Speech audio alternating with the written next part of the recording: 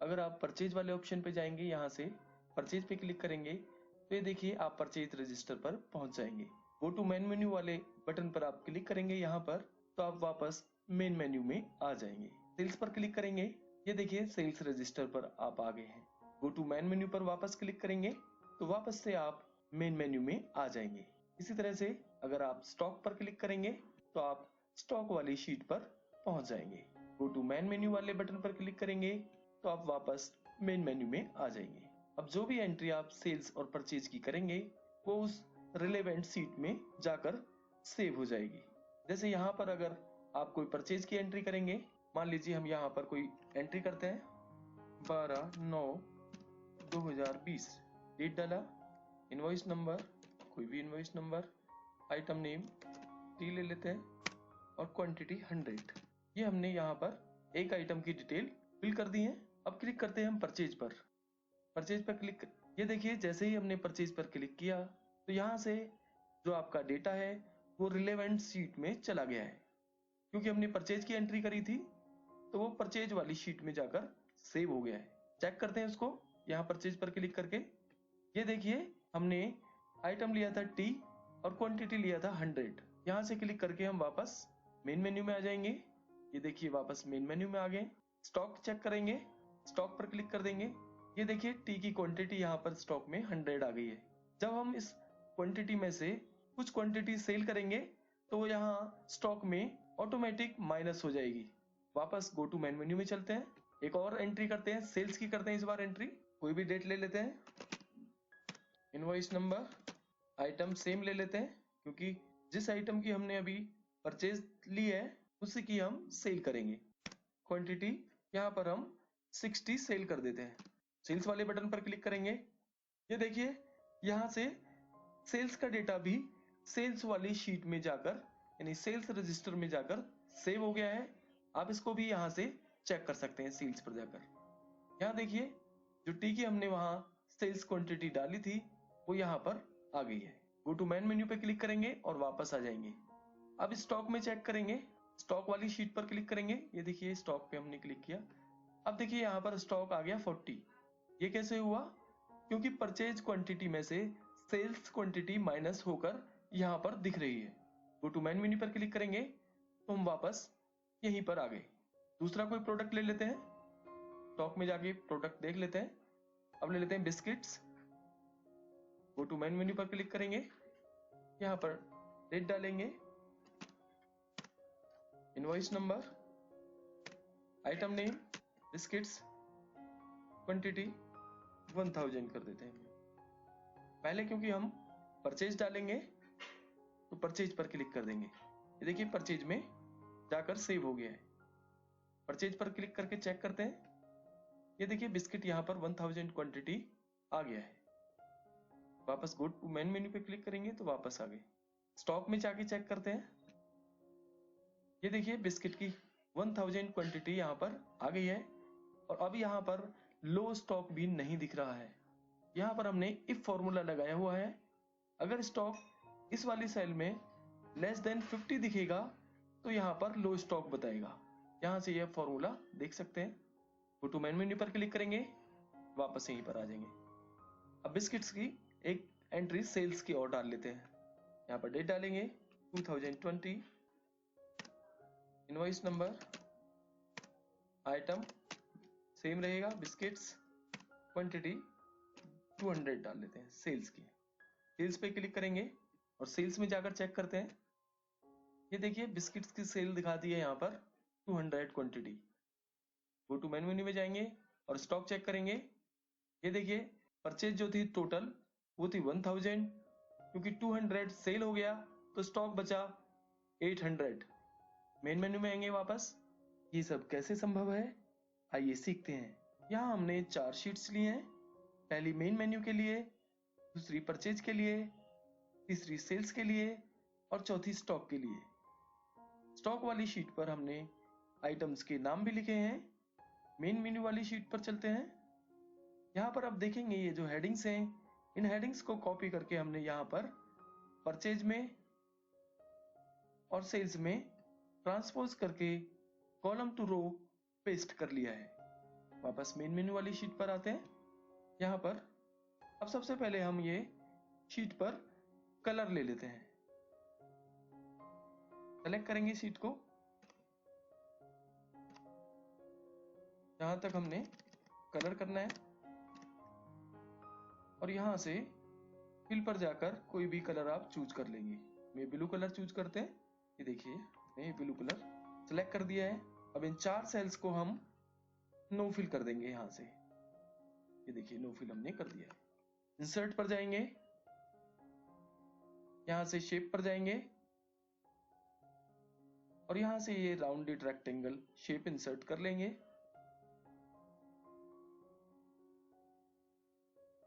एक परचेज के लिए और दूसरी सेल्स के लिए। कलर चेंज कर देंगे यहां से। देखिए हम ये कलर ले लेते हैं और इसमें लिख देंगे परचेज। फॉन्ट बड़ा करेंगे इसका, होम पर जाकर कंट्रोल V कर देंगे और सेंटर कर देंगे। ये देखिए परचेज के लिए शेप आ गई है। अब इस शेप को सिलेक्ट करेंगे, कंट्रोल D प्रेस करेंगे तो डुप्लीकेट कॉपी तैयार हो जाएगी। इसको नीचे यहां पर लगा देंगे और इसके टेक्स्ट को एडिट कर देंगे।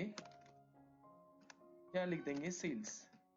इसके बाद इंसर्ट पर जाएंगे, वापस शेप्स पर क्लिक करेंगे। यहां से वापस वही राउंडेड रेक्टेंगल इंसर्ट करेंगे। कलर चेंज करेंगे इसका, शेप में जाके ये ग्रीन कलर ले लेते हैं हम। शेप आउटलाइन पर जाकर नो आउटलाइन कर देंगे।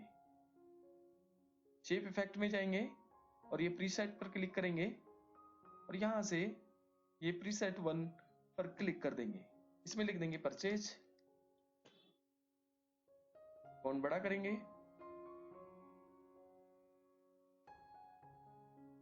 कंट्रोल V करके बोल्ड कर देंगे और सेंटर कर देंगे। अब इसकी 2 कॉपी और तैयार कर लेंगे कंट्रोल D के द्वारा। कंट्रोल D प्रेस करेंगे, एक कॉपी तैयार हो गई। इसको यहां पर लगा देंगे। एक बार और कंट्रोल D करेंगे तो एक कॉपी यहां पर आ गई है।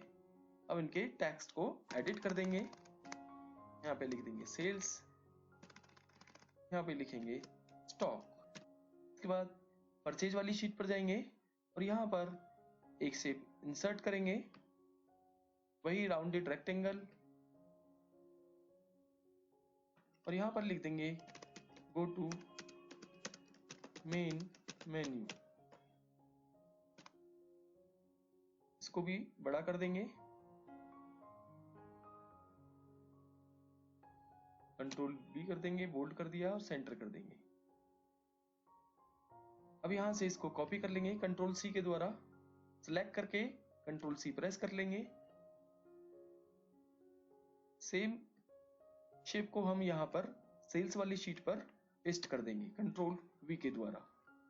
इसी तरह हम स्टॉक वाली शीट पर जाकर कंट्रोल V के द्वारा पेस्ट कर देंगे। यहां से भी हम इन ग्रिड लाइंस को हटा देते हैं, व्यू पर जाकर अनचेक कर देते हैं ग्रिड लाइंस को। मेन मेन्यू वाली शीट पर आएंगे। अब आपको ये परचेज वाली शेप पर क्लिक करना है, राइट क्लिक करेंगे और यहां से आप देखेंगे ये हाइपरलिंक पर आपको क्लिक करना है, क्योंकि हमें अन्य शीट्स को हाइपरलिंक करना है इन ऑप्शंस के साथ। हाइपरलिंक पर क्लिक करेंगे। ये देखिए अब हम सिलेक्ट करेंगे प्लेस इन दिस डॉक्यूमेंट को।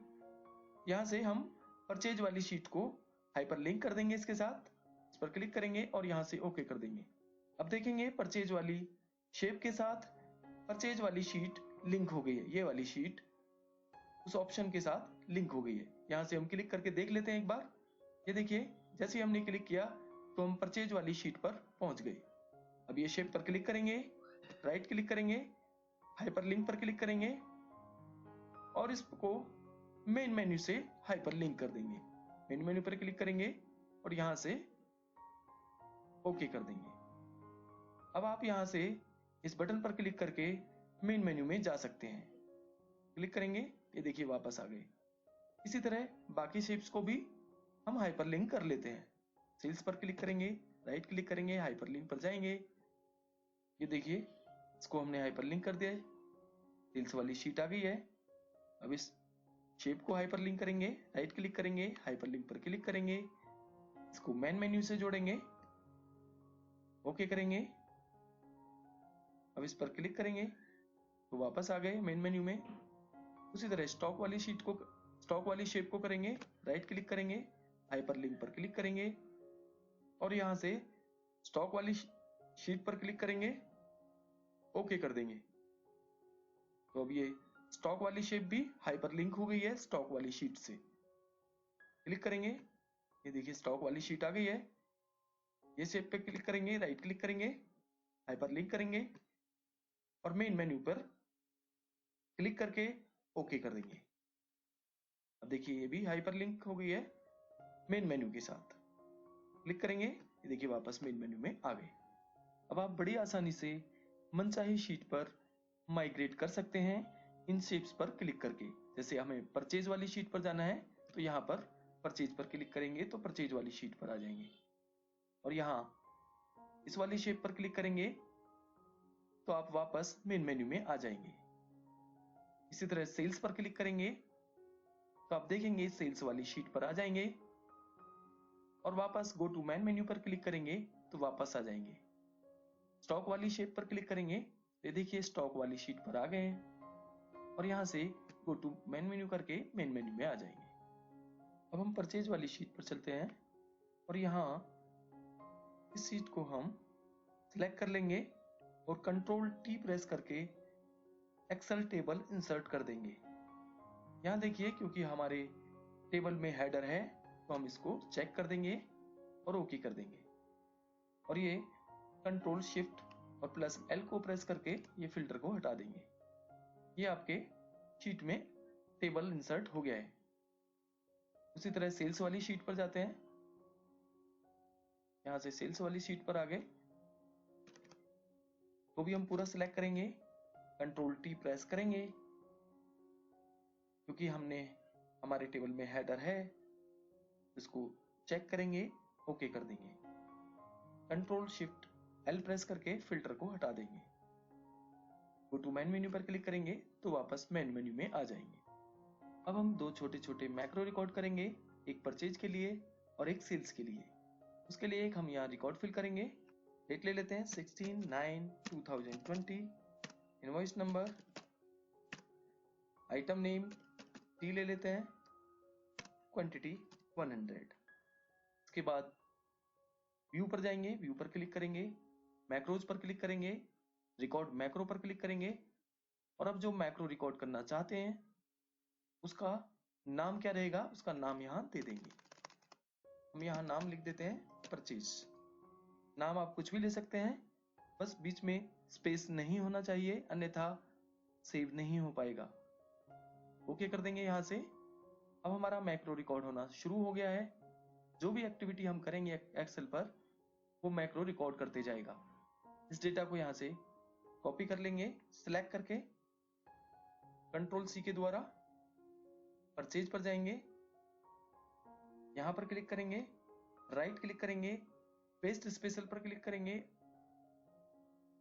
और यहां पर ट्रांसपोज पर क्लिक करेंगे और ओके कर देंगे। इससे आपका data column to row paste हो जाएगा। यहां पर कर्सर रखेंगे, राइट क्लिक करेंगे और इंसर्ट कर देंगे। कर्सर को यहां पर रखकर छोड़ देंगे और वापस मेन मेन्यू में आ जाएंगे। यहां से इस डेटा को यहां से डिलीट कर देंगे और कर्सर को डेट वाली सेल पर रखकर छोड़ देंगे। व्यू पर जाकर मैक्रो को स्टॉप कर देना है, यहां से स्टॉप रिकॉर्डिंग कर देंगे। एक और मैक्रो रिकॉर्ड करेंगे सेल्स के लिए। एक और एंट्री कर लेते हैं, यहाँ पर डेट ले लेते हैं 17/9/2020, इनवॉइस नंबर, आइटम सेम ले लेते हैं टी क्योंकि जिसकी परचेज करेंगे हम उसकी सेल्स भी करेंगे। क्वांटिटी हमने ले ली यहाँ 40। व्यू पर जाना है, वैसे ही मैक्रो पर क्लिक करेंगे, रिकॉर्ड मैक्रो करेंगे, यहाँ पर फाइल नेम दे देंगे मैक्रो को, यहाँ पर दे देते हैं हम सेल्स, ओके करेंगे। यहाँ से ये डेटा को यहाँ से सेलेक्ट करेंगे, कंट्रोल सी के द्वारा कॉपी कर लेंगे, सेल्स पर जाएंगे, यहाँ पर क्लिक करेंगे, राइट क्लिक करेंगे, पेस्ट स्पेशल पर क्लिक करेंगे, ट्रांसपोज पर क्लिक करके ओके कर देंगे, तो आपका data column to row paste हो जाएगा। कर्सर को यहाँ पर रखेंगे, राइट क्लिक करेंगे और इंसर्ट करके एक रो इंसर्ट कर देंगे। कर्सर को यहाँ पर रख कर छोड़ देंगे। उसके बाद मेन मेन्यू पर आ जाएंगे। यहाँ से इस डेटा को सिलेक्ट करके डिलीट कर देंगे। कर्सर को यहाँ डेट वाली सेल पर रखकर छोड़ देंगे। व्यू पर जाकर मैक्रोज में जाकर स्टॉप रिकॉर्डिंग कर देंगे। अब हमारे दोनों मैक्रोज रिकॉर्ड हो गए हैं। परचेज वाली शेप को सिलेक्ट करेंगे, राइट क्लिक करेंगे और यहाँ पर असाइन मैक्रो पर क्लिक करना है आपने। असाइन मैक्रो पर क्लिक किया। अब यहाँ पर परचेज पर क्लिक करेंगे, जिस नाम से जो हमने मैक्रो सेव किया था, और ओके कर देंगे। उसी तरह सेल्स वाली शेप को सिलेक्ट करेंगे, राइट क्लिक करेंगे और यहाँ भी इसको असाइन मैक्रो करेंगे और यहाँ से सेल्स वाली मैक्रो रिकॉर्डिंग को सिलेक्ट करेंगे और ओके कर देंगे। इसको असाइन किया है हमने परचेज के लिए और इसको असाइन किया है हमने सेल्स के लिए। अब जो भी डेटा हम यहाँ एंटर करेंगे वो अपनी रिलेवेंट सीट में चला जाएगा। जैसे परचेज की कोई भी हम एंट्री करेंगे यहाँ पर तो वो परचेज में चला जाएगा, सेल्स की एंट्री करेंगे तो सेल्स में चला जाएगा। कोई रिकॉर्ड फिल कर लेते हैं। यहाँ पर डेट ले लेते हैं 18/9/2020, इनवॉइस नंबर, आइटम नेम ले लेते हैं बिस्किट्स, क्वांटिटी ले लेते हैं 1000। ये डेटा फिल कर लिया हमने। तो परचेज पर क्लिक करते हैं, देखेंगे कि डेटा आपका परचेज वाली शीट में जाता है या नहीं। ये देखिए मैंने परचेज पर क्लिक किया तो डेटा यहां से चला गया है। परचेज वाली शीट पर जाकर देखते हैं। ये देखिए यहाँ पर डेटा आपका आ गया है बिस्किट्स 1000 क्वांटिटी में। यहाँ गो टू मेन मेन्यू पर क्लिक करेंगे तो आप वापस मेन मेन्यू पर आ जाएंगे। इसके बाद एक सेल्स की एंट्री और करते हैं। डेट लेते हैं 19/9/2020, इनवॉइस कोई भी इनवॉइस ले लेते हैं, आइटम सेम लेंगे बिस्किट्स, यहाँ पर 200 हम सेल कर देते हैं। जैसे ही हम सेल्स वाली शीट पर क्लिक करेंगे तो ये डेटा भी आपका सेल्स वाली शीट में चला जाएगा। देखिए क्लिक करते हैं यहाँ पर, ये देखिए ये डेटा भी आपका यहाँ से चला गया है। सेल्स वाली शीट पर जाकर देखते हैं। ये देखिए यहाँ पर आपका सेल्स का डेटा भी आ गया है, 200 बिस्किट्स सेल हो गए हैं। गो टू मेन मेन्यू पर जाएंगे तो आप मेन मेन्यू वाली शीट पर आ जाएंगे। अब चलते हैं हम स्टॉक वाली शीट पर, क्योंकि हमें वहां स्टॉक को मेंटेन करना है। स्टॉक पर क्लिक करेंगे। ये देखिए स्टॉक वाली शीट पर हम आ गए हैं। यहाँ पर क्योंकि हमें आइटम वाइज परचेज क्वांटिटी में से आइटम वाइज सेल्स क्वांटिटी को माइनस करना है, तो उसके लिए हम यहाँ इस्तेमाल करेंगे सम इफ फॉर्मूले का। इक्वल प्रेस करेंगे, सम इफ टाइप करेंगे। ये देखिए सम इफ फॉर्मूला यहाँ पर आ गया है। डबल क्लिक कर देंगे। यहाँ पर पहला ऑप्शन है इसमें रेंज के लिए हम परचेज में जाएंगे और यहां से ये आइटम वाले कॉलम को पूरा सेलेक्ट कर देंगे और कॉमा लगा देंगे। नेक्स्ट ऑप्शन आता है क्राइटेरिया। इसके लिए हम स्टॉक पर जाते हैं, वापस स्टॉक वाली शीट पर, और यहां से क्राइटेरिया के लिए ये आइटम वाली पहली सेल को हम सेलेक्ट कर देंगे, कॉमा लगा देंगे। नेक्स्ट ऑप्शन आता है सम रेंज के लिए हम वापस परचेज में जाएंगे और यहां से क्वांटिटी वाले कॉलम को पूरा सेलेक्ट कर देंगे और ब्रैकेट को क्लोज कर देंगे। एंटर प्रेस करेंगे। ये देखिए यहां पर परचेज क्वांटिटी आ गई है। जो भी परचेज क्वांटिटी है बिस्किट की, परचेज क्वांटिटी यहां पर कितनी है बिस्किट की 1000, वो यहां पर आ गई है। लेकिन हमें क्या करना है, आइटम वाइज परचेज क्वांटिटी में से आइटम वाइज सेल्स क्वांटिटी को माइनस करना है। तो इसके लिए हम यहाँ पर माइनस करेंगे।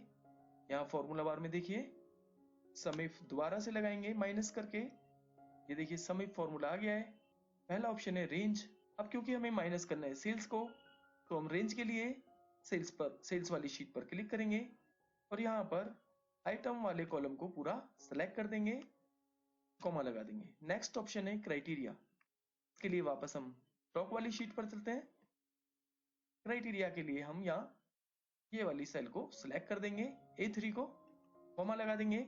नेक्स्ट ऑप्शन है रेंज। रेंज के लिए हम सेल्स वाली शीट पर जाएंगे और ये क्वांटिटी वाले कॉलम को पूरा सिलेक्ट कर देंगे। ब्रैकेट क्लोज करेंगे और एंटर प्रेस करेंगे। अब ये देखिए बिस्किट्स की क्वांटिटी परचेज हुई थी 1000 और सेल हुई है क्योंकि 200, तो स्टॉक बचा है 800 और यहां से इसको ड्रैग करके नीचे तक कर देंगे। तो देखिए टी का स्टॉक भी, टी का बैलेंस स्टॉक भी यहाँ पर आ गया है। परचेज वाली शीट पर देखें, ये देखिए टी की क्वांटिटी थी 100, परचेज हुई थी, सेल्स हुई थी टी की 40, तो स्टॉक बैलेंस बचा है 60। इसी तरह क्योंकि बाकी प्रोडक्ट्स की हमने डिटेल नहीं भरी थी तो इसलिए ये 00 शो कर रहे हैं। जैसे ही आप डिटेल फिल करेंगे तो यहाँ पर भी रिलेवेंट क्वांटिटी आ जाएगी। रिमाइंडर के लिए हम यहाँ इफ फंक्शन का इस्तेमाल करेंगे, इक्वल प्रेस करेंगे, इफ टाइप करेंगे, इफ फंक्शन पर डबल क्लिक कर देंगे। ये देखिए पहला ऑप्शन है लॉजिकल टेस्ट। लॉजिकल टेस्ट क्या है हमारा, ये सेल को सिलेक्ट कर लेंगे। लॉजिकल टेस्ट हमारा ये है कि इस सेल में जो वैल्यू है अगर वो 50 से कम है, लेस देन 50 है, लेस देन 50 है, देन वहां पर क्या आना चाहिए, लो स्टॉक, लो स्टॉक आना चाहिए। डबल कोटेशन मार्क बंद कर देंगे, कॉमा लगा देंगे, अन्यथा ब्लैंक आ जाए तो डबल कोटेशन मार्क लगा देंगे ब्लैंक के लिए और ब्रैकेट क्लोज कर देंगे, एंटर प्रेस कर देंगे। क्योंकि ये 50 से ज्यादा क्वांटिटी है तो यहां पर रिमाइंडर नहीं आया है। अब हम इसको ड्रैग करके नीचे करते हैं तो देखिए यहां पर क्योंकि क्वांटिटी 0 है यानी लेस देन 50 है तो उसने यहाँ रिमाइंडर दिखा दिया है लो स्टॉक, लो स्टॉक।